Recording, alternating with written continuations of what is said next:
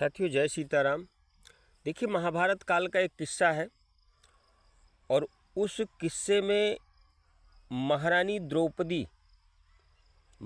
द्रौपदी ने यदुकुल नंदन भगवान श्री कृष्ण से कहा कि प्रभु, आपके रहते हुए इतना बड़ा महाभारत में अनर्थ हुआ है, आपके रहते हुए मेरे पांचों पति द्वैत कीड़ा यानी जुआ के खेल में हार गए, आपके रहते हुए मेरे वस्त्रों का हरण हुआ, आपके रहते हुए मेरी मर्यादा तार तार कर दी गई और आपके होते हुए ही मेरे पांचों पुत्रों को मार दिया गया है। हम जंगलों जंगलों भटके हैं, आपके होते हुए ये संपूर्ण अनर्थ हुआ है कन्हैया, और आप चुपचाप मौन खड़े सारी चीज़ों को देखते रहें और आप बहुत ज़्यादा मुझको और मेरे पूरे पांडु परिवार को सांत्वना देते रहते हैं। ऐसा क्यों कन्हैया? भगवान कृष्ण ने कहा, द्रौपदी,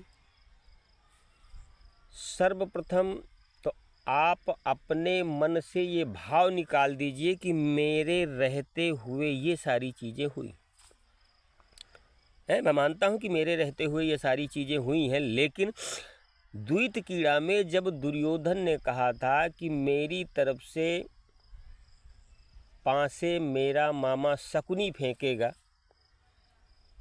तो क्या उस समय आपके पांचों पतियों में से कोई भी ये नहीं कह सकता था कि दुर्योधन की तरफ से यदि दुर्योधन के मामा श्री शकुनी पासा फेंकेंगे तो हमारी तरफ से हमारे कन्हैया पासा फेंकेंगे?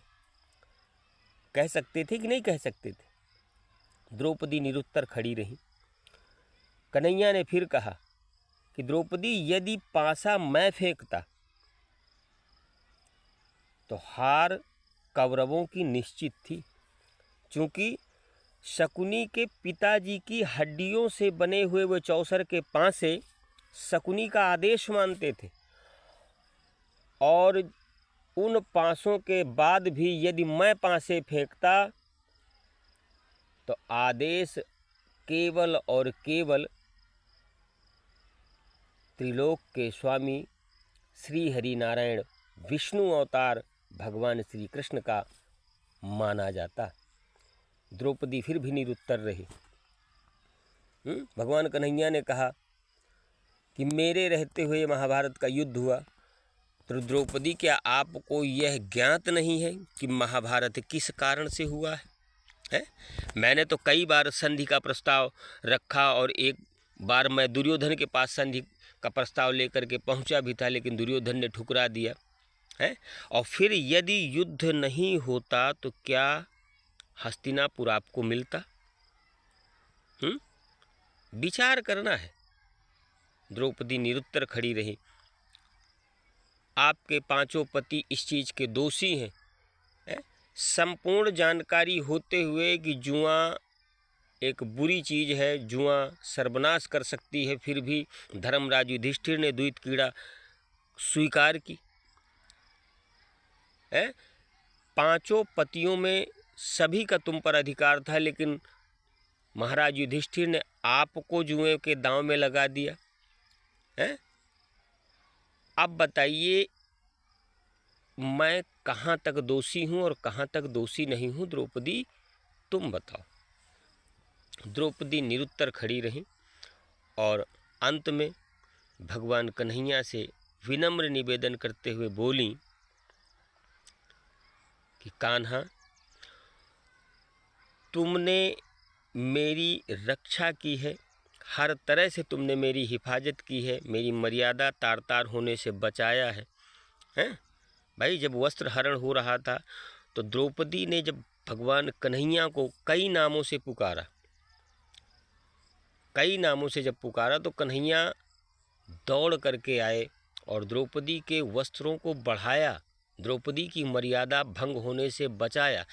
लेकिन बंधुवर, भगवान ने ये भी कहा है कि यदि तुम मेरी तरफ एक पग बढ़ाओगे, मैं तुम्हारी तरफ 10 पग बढ़ करके तुमको आलिंगन बद्ध कर लूँगा, हृदय से लगा लूँगा, प्रेम करूँगा, पुचकारूँगा और संपूर्ण मुसीबतों से तुमको दूर कर दूँगा।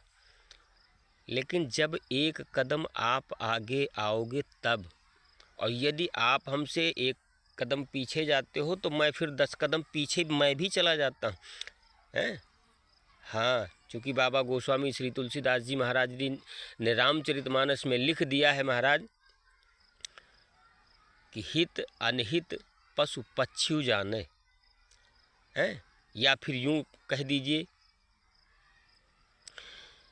कि स्वार्थ लाए करे सब प्रीति, सुर नर मुनि सबकी यह रीति। तो स्वार्थ तो बंधुवर सबको प्यारा है, कहीं ना कहीं हर व्यक्ति हर चीज़ में किसी न किसी व्यक्ति का स्वार्थ सिद्ध करने में ही लगा रहता है, और बिना स्वार्थ के ये संसार चलता भी नहीं है और चल भी नहीं सकता है। अगर ऐसा होता तो बाबा रामचरितमानस में ये चौपाई कतई नहीं लिखते, क्योंकि बाबा हम और आप जैसे अनभिज्ञ नहीं थे। इतना महान संत और इतनी महान हमारी जो धार्मिक ग्रंथ है हमको समर्पित कर दिया बाबा ने।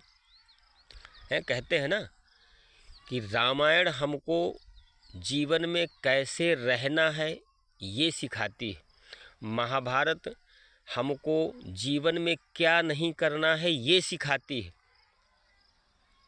और गीता हमको संपूर्ण विश्व को एक चित्त होकर के सौहार्द, प्रेम, मोहब्बत सब में रह करके संस्कारों से बांधते हुए संपूर्ण ज्ञान कराती है।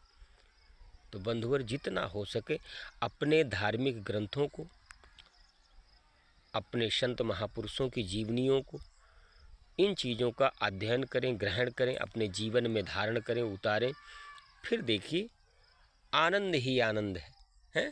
कहते हैं ना कि नंद घर आनंद भयो, जय कन्हैया लाल की, अयोध्या में आनंद भयो, जय सिया राम की। तो सभी लोग एक बार प्रेम से मेरे साथ बोलिए, जय सिया राम।